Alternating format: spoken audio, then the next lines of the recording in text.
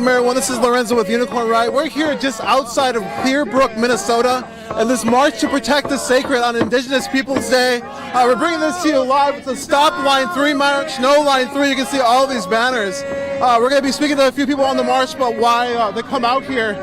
And you're also going to see some like counter protesters alongside of the road. If you look over here, you have these counter protesters. They're for Line 3, so they're out here as well. Anyway, so we're in Clearbrook, Minnesota.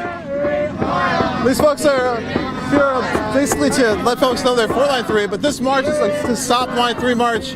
We're going to, like I said, speak to a few people. Thanks for joining us again. Tara, do you want to talk about this event at all? Yeah. So this is Tara. Just let us know like what this event's about and why Indigenous Peoples Day is this event happening.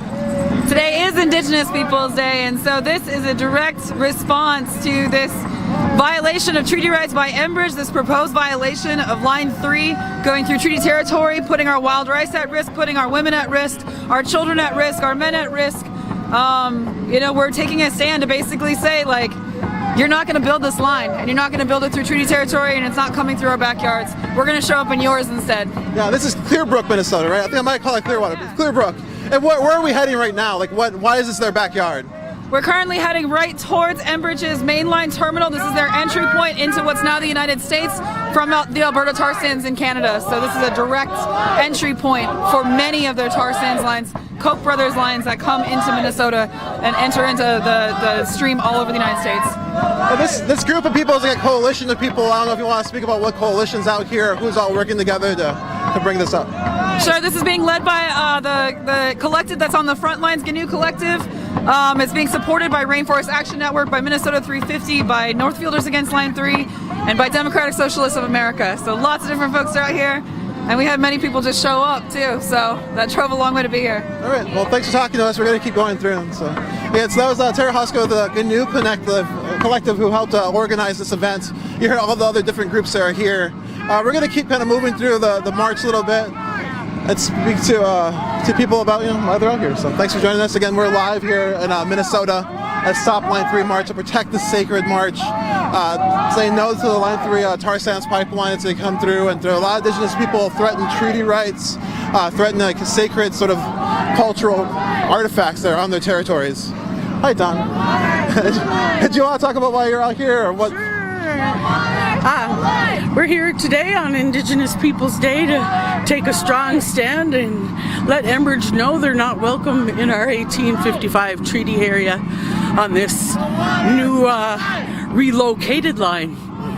And when you say like what is the 1855 treaty? What is that treaty area? A very large area that goes over almost by Fargo and starts in Bagley. The line starts in Bagley and goes up and north and cuts over. I guess I don't even know how large it is. Quite a big area. Then the boundary is over by Fond du Lac, and then it turns to 1854. And what I guess like how is that 1855 treaty being violated by corporations and projects like this? They don't think that they need to consider that at all in their planning and their projects. It's not even part of the record as far as honoring that or not honoring that. So we're here to let people know that our treaty rights will protect the water and the lands and for the next generations. And what is it like to have we have all these people who came out? Like, what's it like to have this support in this kind of remote area, I guess? Oh, it's awesome to have this support and have all these allies, and we know that this is just a drop of them that came today. Oh yeah. Right on. Well, thanks for talking to us. See you. Again, that was Don who's out here. Is there anybody you're with? Any group you're with or anything like that? Oh well, I am part of Rise Coalition. Yeah, Resilient Indigenous Sisters Engaging. So we're engaging on all levels, community, government levels, tribal. And is a part of that to get other people to engage too, right? Yes, yep. That's what we're trying to do is get people to stand. This is a fast march. Rise to protect all that's sacred. All right, cool, thanks. All right, we're gonna keep on going here. I was going to the front of the march, you can guys see. And it looks like we're gonna be entering this sort of corridor. You all right? A really fast march. Oh, it's a super fast march. People are the front pace that's being paced by a tractor. But yeah, so it looks like right here we're gonna go through this gauntlet of like pro Line 3 supporters and like stop Line 3, like protect the sacred march. You can see this big barrel, these big drums here are filled with oil.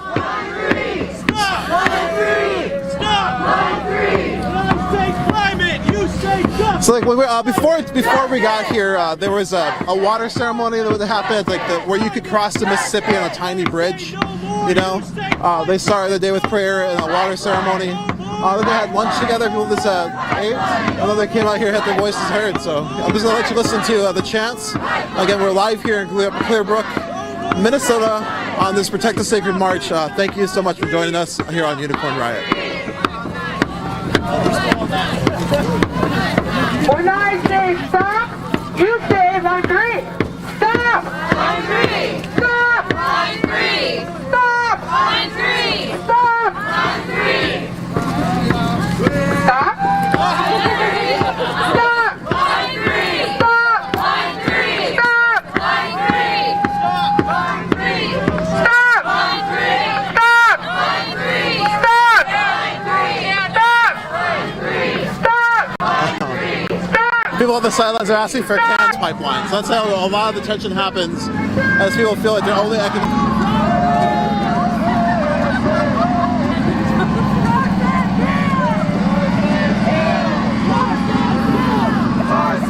What's going on here today? What brings everyone out?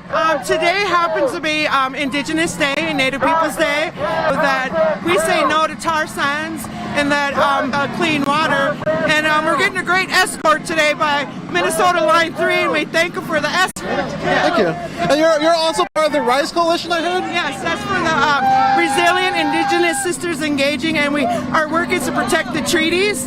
And we also work with the Native Peoples Caucus of the Minnesota DFL to push our treaties from the action agenda up to the main platform for 2020. So we encourage all of our listeners today that it's time to understand that treaties belong to you guys, not just us, and that we all have a treaty responsibility. So that's what we do in RISE. I guess has it been working to try to get these sort of Indigenous issues to be looked at as by states officials? Actually, that's the work we do. We visit with the Attorney General and the Governor's Office and Peggy Flanagan to remind them that treaties are very much alive today. Hold them because the treaties were written so we could come in peace, and we see that today as we get resistance from the Clearbrook people, you know, so we're here. Yeah. And what do you say, like the treaties are made to live as like good neighbors? Can you elaborate on that at all? Or? It was when the Europeans first came to come at peace within the tribes themselves, and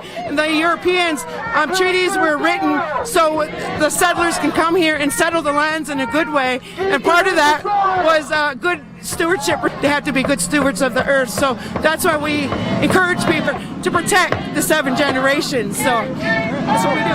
Thank you. And so we're talking about that treaty responsibility. Treaties in the United States Constitution and the Supreme Law also fuel projects like this. We're going to keep moving here. Let me get back up to the front really quick.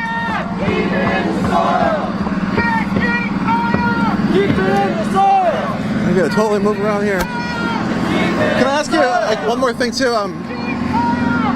Like, can you talk about a little bit about like the 80% of biodiversity that's defended by % of the global population are indigenous peoples, holding rights to 25% of the Earth's land surface.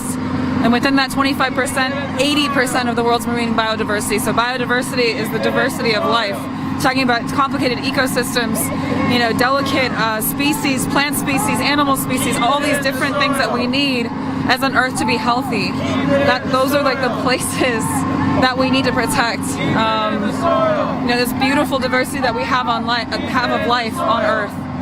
That's who Indigenous people are. They're taking care of that. And can you sort of like speak about, so there's a lot of push for sort of upholding the treaty rights of Indigenous people, and that would like save the water and that would save the land. Can you talk a little bit about that? What we all need to do to save ourselves. We're talking about, you know, people that hold such rich diversity, and to uphold our rights, upholds all rights. So again, you're joining us here on the south side of Clearbrook, Minnesota. Thanks so much. Hey? They want climate justice, I'm hearing. Again, this is all free, non-commercial content for you. We're bringing you here.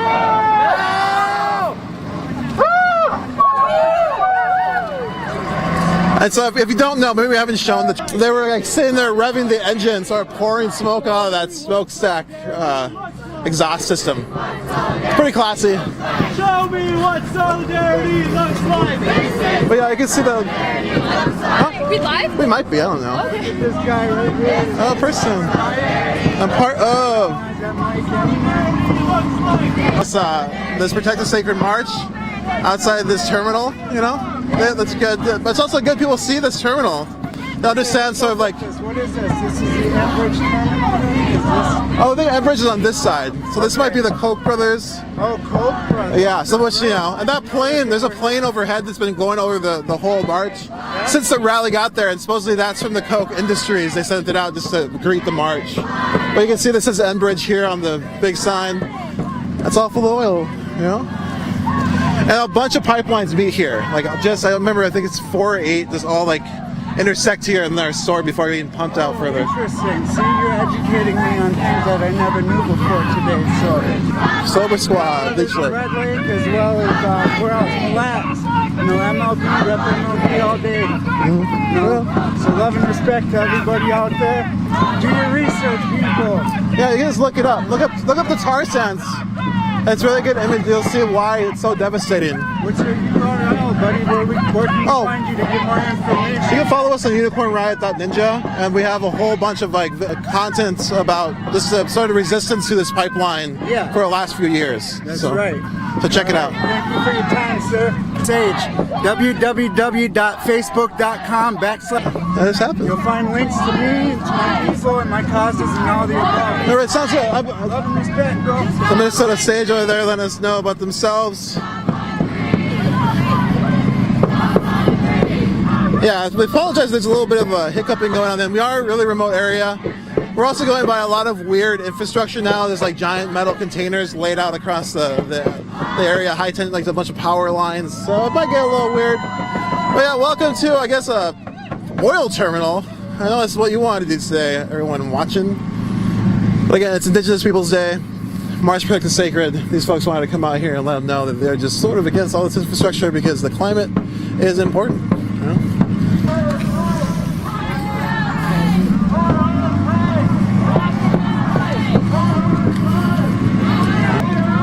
Yeah, go back up to the front. So right now, Mark walk you through this march here.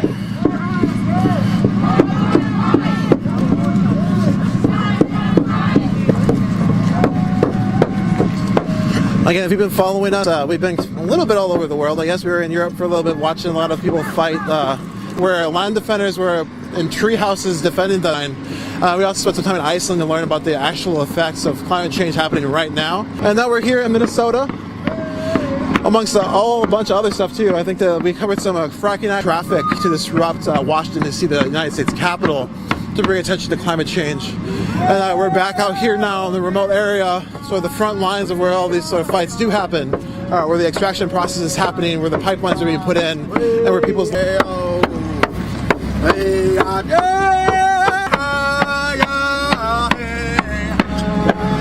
So there's an interview with Takata Iron Eyes and Greta Thunberg that happened on the Pine Ridge Reservation. An hour-long interview. You can check that out, or conversation between these two youth climate leaders here in happening in the United States.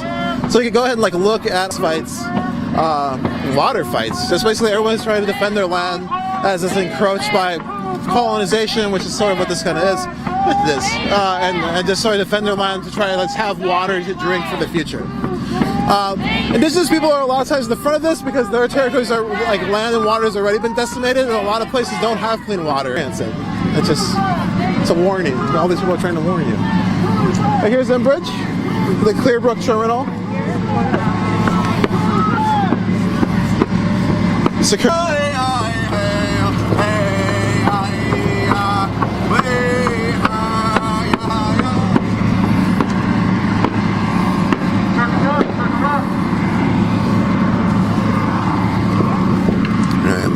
to make a circle. And we're in the entrance here.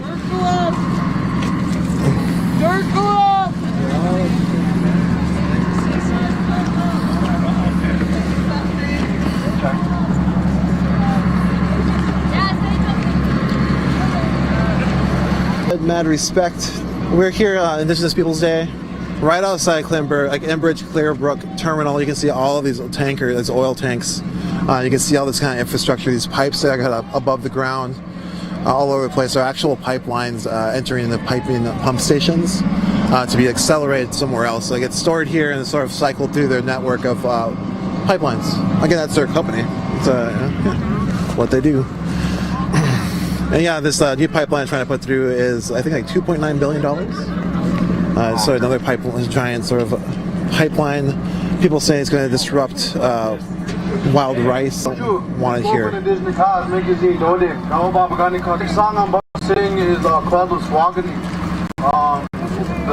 What it does is it calls the spirit that sits in the middle of the lake path. It lights up the path that we're supposed to be going on. The red road, the right path,